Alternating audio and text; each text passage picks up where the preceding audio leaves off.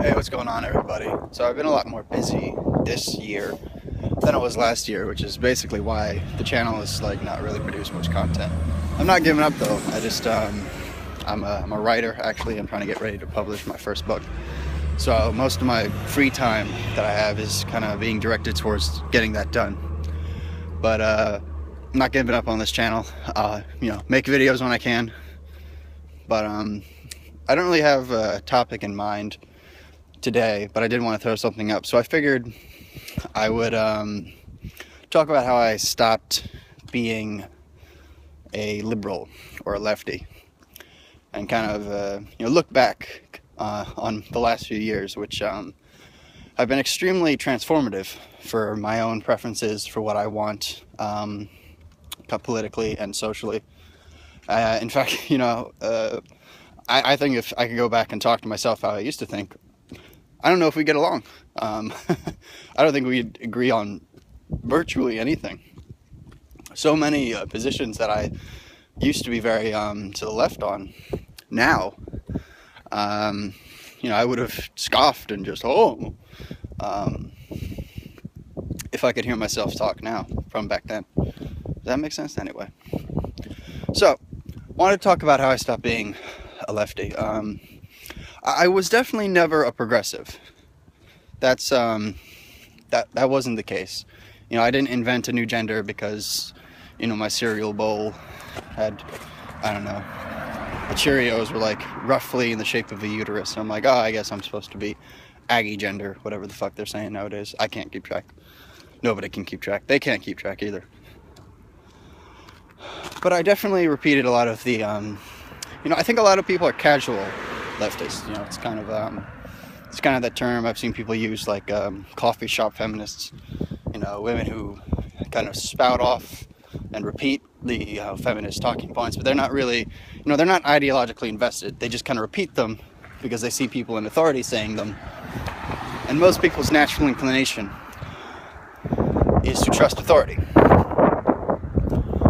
So I kind of, I believed in, a small m multiculturalism, if you will. We're a nation of immigrants. We need to constantly bring in more and more people.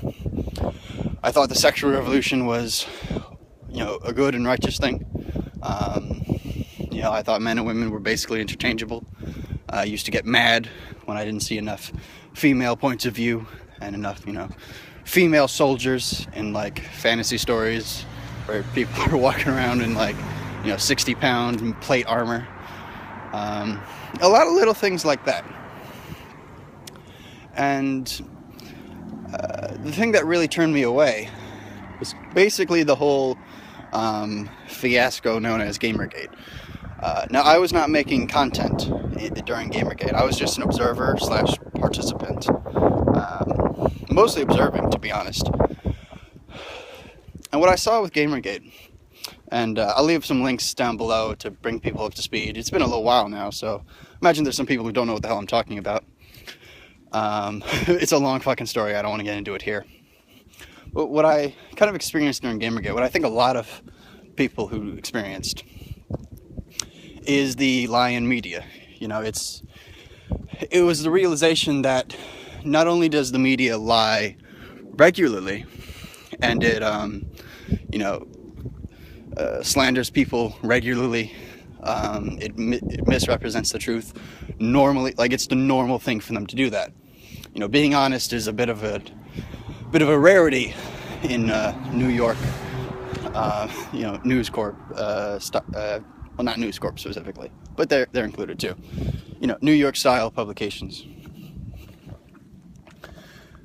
And it was because I saw this group of people, or I was part of this group of people that were, concerned about the legitimacy of Zoquin's, the legitimacy of the reviews of her game, where it seemed like a lot of it was in-house favors, a lot of it was just, nepotism of a sort. And it's funny, it's one of the reasons why I'm so against censorship, bit of a side note, but the reason how I literally found out about it was because I was browsing Reddit one day, And before that, totally ignorant of everything going on. Didn't read 4chan, didn't watch Internet Aristocrat, totally ignorant of it.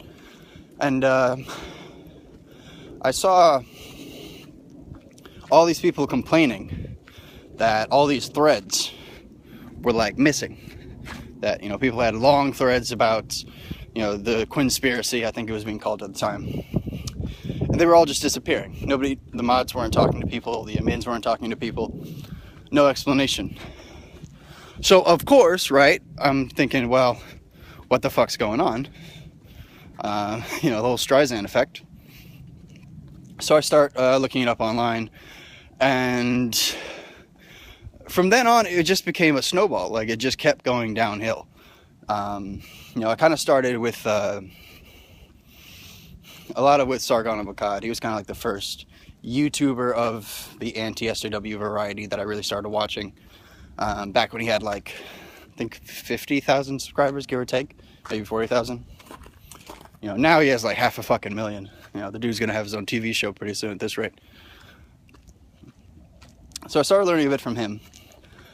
And then, there was a whole conflation between like the manosphere and the men's movement and Gamergate. Because you had feminists like Anita Sarkeesian, she's the big one, she's the one everyone talks about, who sort of jumped on the outrage bandwagon, in order to drum up a lot of speaking fees and pretend that she was being, attacked and assaulted verbally online by these angry, male gamers. And that's something a lot of people, even today, still get a little bit confused. Anita Sarkeesian had nothing to do with Gamergate originally.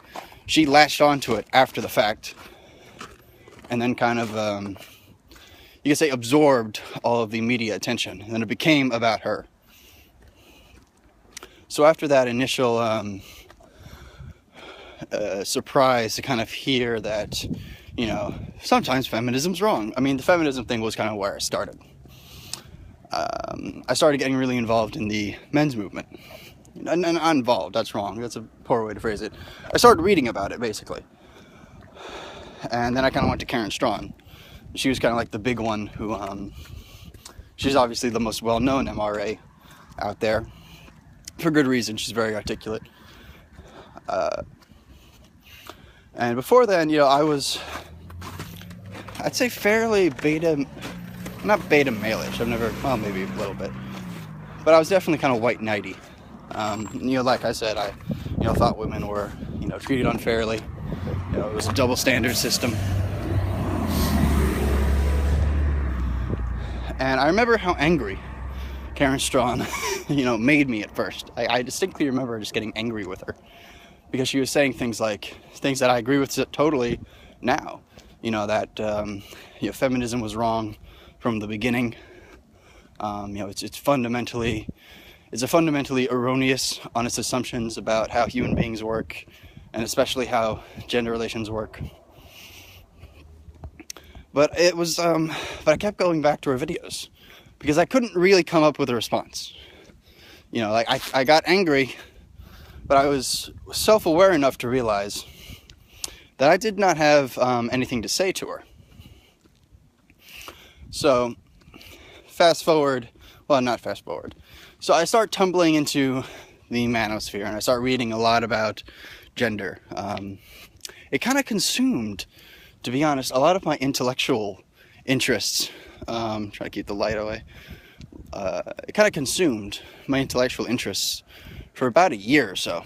This is like 2014 to 2015, give or take. And I came away with, now I'm a pretty, standard traditionalist when it comes to how men and women should, treat each other and should interact. Which is light years away from what I used to be. But then I kind of got more into, I kind of moved on from MRAs. Like, I went in phases, I started with kind of classical liberal anti-SJWs, like Sargon. I can name others. Then I kind of moved on to MRAs for a while, and just consumed nothing but, Bane 666, I think his name is. Mr. Dr. Randomer Cam, Skeptor, Goodfella. And back then, like, these were the only channels that really, had a noticeable following. I mean, there were obviously others, but in that 2014 to 2015 time period, there really wasn't that many, political YouTube channels dedicated, explicitly to countering the social justice narrative. I mean, nowhere near as much as there are now. I mean, today, like, fuck, I can't keep track. I used to be pretty, like, on top of, okay, who is who in the genre of anti-stock just. Now I've completely just lost track. I don't know anyone. I don't know who's popular anymore. I didn't know about Baring until he got like 300,000 subscribers, or like 200,000, when he broke into 6 digits. Well into it. No idea who it was. Granted, he kind of blew up pretty quick. So, but yeah, so I kind of saw this genre, massively expand, and I eventually got. At that point, I still saw myself as a classical liberal. And to be fair, in some ways, I still pretty much am. I mean, there's definitely a lot of my ideas that I derive from the Enlightenment. So I guess you could call me a small c, small l, whatever. Small c, small l, classical liberal. I don't know. It starts to get a little bit muddy after a while. But I consumed this nonstop because I was just, like, my mind kept getting surprised and a little bit blown away. But eventually, like with anything, it starts to peter off after a while,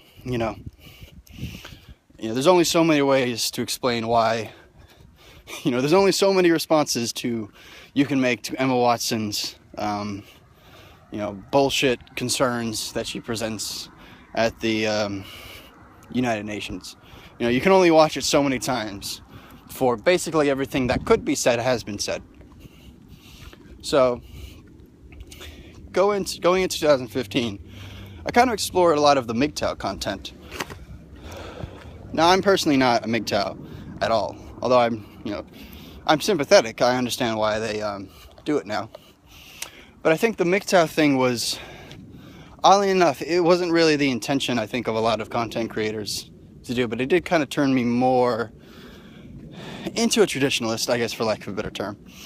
Because what they were doing at this time was exploring the biological differences between men and women. And, again, as I'm telling you this, I'm looking back like, wow, there was a time when I was really uncomfortable saying that men and women had different brains, designed for different tasks. I remember how much discomfort I felt saying that. And now it's all just like, I need to be careful now because I'm so away from what the mainstream considers acceptable. Part of why I started this YouTube channel. I have a hard time connecting with people over this because I'm years ahead of them. Like I'm a journeyman in this epic adventure for truth, and a lot of people, they're still, they're kind of in. I noticed like the mainstream, quote unquote, the mainstream of the counter SJW movement, and what's kind of most acceptable now. It's where I was 2 years ago. And it, I still kind of fundamentally believed in, big E egalitarianism. So I guess that's kind of what you have to get used to, if you spend a lot of time on the internet, eventually you end up at a point where you're just really you're far ahead than other people. And it's difficult to communicate with them because you have to kind of backtrack so much and explain to them how you came to all your positions. Rather than just starting from where you are now. I hope that doesn't sound arrogant or anything. Like I'm ahead or somebody. It's probably a poor word choice on my part. Anyway. So yeah, at the time, the MGTOWs and a few other YouTubers, like Teal Deer is a big one. He got a little. Some people got angry at him for this a while back. They started exploring the gender differences. Biologically, and this is basically how I also found out about Stefan Molyneux, who, his pretty regular part of his content is talking about differences between men and women. You know, in terms of, you know, what the brains or what evolution kind of, you know, design's a bad word, what evolution led to our dimorphic species being good at, what skill sets are kind of good on one side and better on the other, or worse on the other. And through that, I got very acquainted with a lot of libertarian thought. Now, I had been I knew what libertarians were before then, but I definitely was not as familiar with the ideology as I am now. And who else on the libertarian circuit did I get into? I guess this was probably like early 2015, give or take. So I kind of moved on from MGTOW. The MGTOW phase lasted maybe like 2 or 3 months. And then I kind of moved on to the libertarian absorption. You know, like I said, I listened to all these groups kind of exclusively at first. Like, I would find the new red pill, you know, chasing the new red pill, and just do nothing but consume YouTube content in my free time on that specific issue. So after a while, the libertarian, losing my train of thought here. So yeah, I was pretty knee deep in libertarian thought. It's when I started calling myself pseudo-libertarian. I don't really do it anymore. I think there are some differences between my perspectives and the perspectives of most libertarians. You know, I think order is extremely important. You know, you can't really have liberty before order. That's a whole different topic in and of itself. So I would say that was phase 1 of my unlefting, my uncuckening. You know, that's a good video title. I'm picking that one. But phase 1 of my uncuckening. Phase 2 was spurred on by the European migrant crisis. I don't know if you've heard about it. You know, not a lot of people are talking about it. Well, you know, not a lot of people are talking about it. And I just saw this. Now, before then, I wasn't really hip, so to speak, on immigration. Like, I was never open borders, but I definitely thought, well, you know, like I said, we're a nation of immigrants. We always have to take in people. I was kind of more in that line of thought.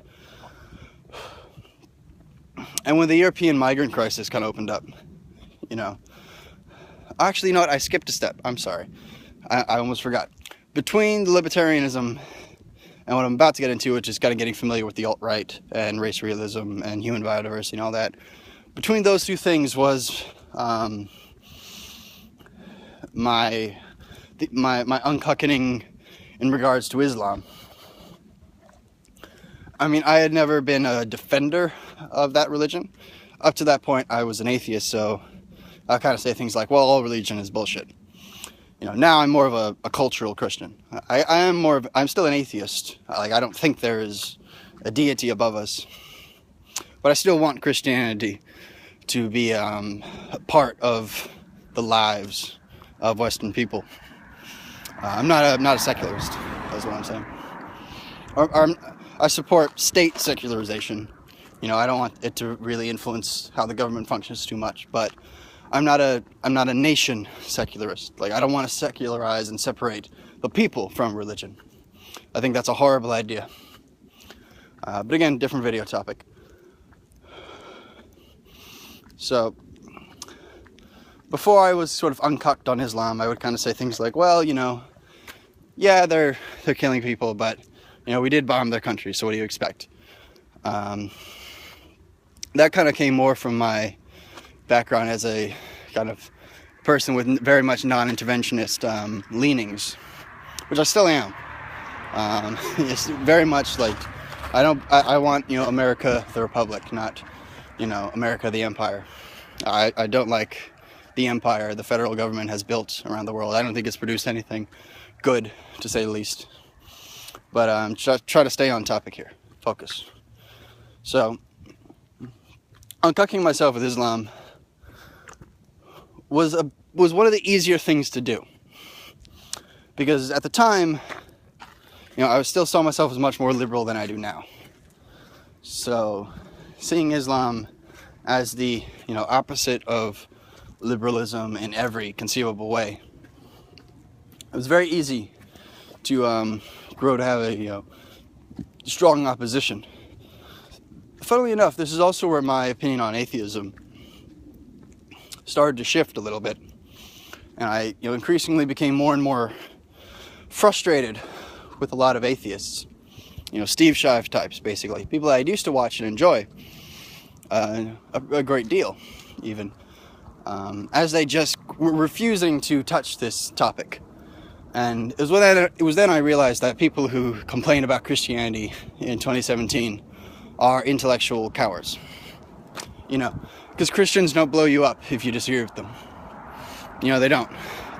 You know what a Christian says most of the time? I'll pray for you.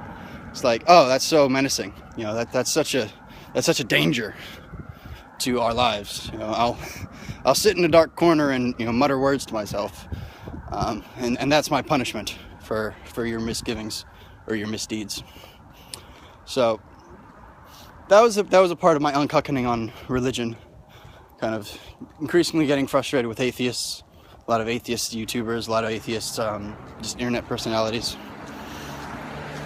as they refused to engage the subject. I'm thinking of Amazing Atheist for a little while, but now he's not. He kind of goes back and forth, in my opinion. He's like, sometimes he's cocked, sometimes he's not cocked on Islam. You're just specifically referring to Islam. I don't want to get too much into naming names, but so the uncuckening of Islam shortly followed, which, like I said, prepped me for the next uncuckening phase, phase 2, which was the European migrant crisis. And the complete lack of concern at first really startled me. I didn't see how anyone could possibly not see this as a, game-changing event, like something that would have irrevocable changes on Europe for generations, and not generations, permanently.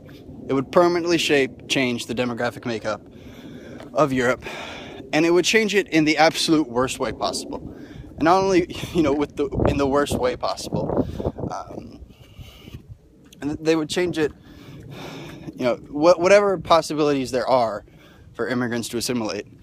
I think there's a lot of factors that need to go involved in it, but especially in the case of Europe, it's the case of America too.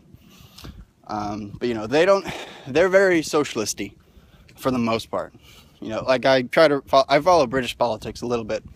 Their conservatives are like, they're blue dog Democrats. Like they're not actually interested in, conserving the wealth of the people and stopping the government from just endlessly extracting money from people who produce in society and giving it to people who don't produce as a way to obtain political influence. Because their conservatives are very, very much pro-big government, by all accounts. And the British people are too, in general. They like those gimme-that's. It's their country, they can do what they want with it. Infuriates the fuck out of me, though. But anyway, because at first nobody was really talking about it, not in the same way, not with the same vigor. I started just Googling or YouTubing anyone out there who was kind of getting information, because I wanted to learn more about what was going on, kind of on the ground. That's when I started interacting with what would become the alternative right. Not just the alt-right, also the new right, that kind of like the populist / ethno-nationalist side of things. This was probably the hardest pill to swallow. At first, I was very much against them. I was very much, being very unfair to their positions. I think I found millennial woes at first, and I was, pretty. I was strawman him basically. I was still doing that, early to mid 2015. Shortly, so for a little while I wasn't being fair to them. I wasn't hearing them out. I was kind of just, I was having an emotional reaction. And I was having an emotional reaction because I wasn't coming up with arguments against them.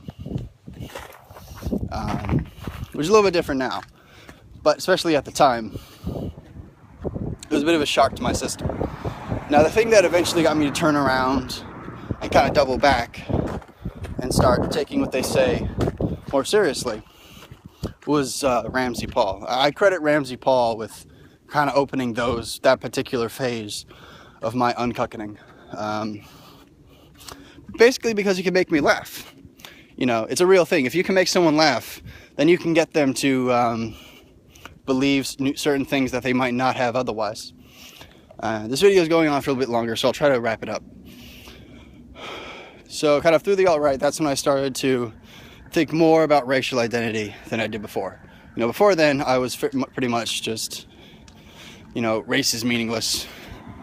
It's all a social construct. Well, I wasn't saying it's a social construct, but, you know, I was definitely kind of in that train of thought that it doesn't matter. I don't agree with that anymore.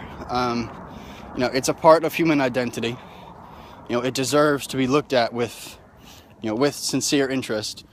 You know, I don't think it's the end-all, be-all, but it is, you know, it's real. Like, you have to really look at what are the different expectations you can realistically have on different groups of people, and to what extent are those expectations, you know, malleable by interactions with the outside, with outsiders or with their environment, and to what extent their capabilities are limited or railroaded by, you know, genetic ancestry.